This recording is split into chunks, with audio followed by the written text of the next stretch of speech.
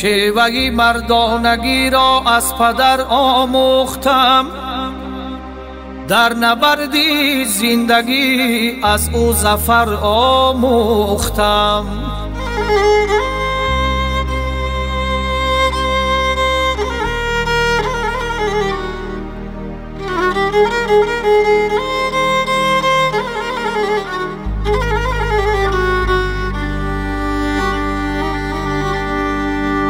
صبر و طاقت در شکستی روزگاری زشتی دهره،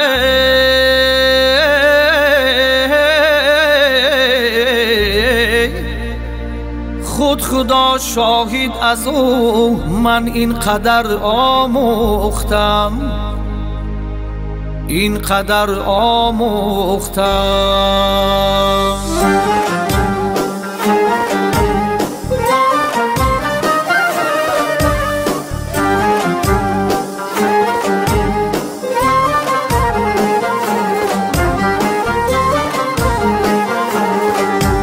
زندگی را از پدر آموختم، زندگی را از پدر آموختم، روشنی را از قمر آموختم، روشنی را از قمر آموختم.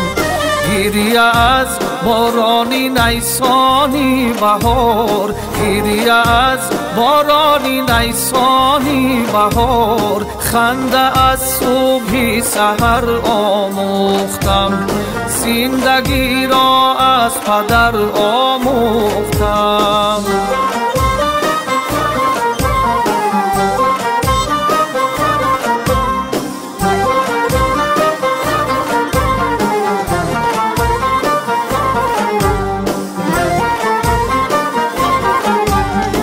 حسن زیبا راز گلزاری وطن، معنی را از شعری تر آموختم، معنی را از شعری تر آموختم. دولت از هنگامه به دولتان، لذت از شیر و شکر آموختم، زندگی را از پدر آموختم.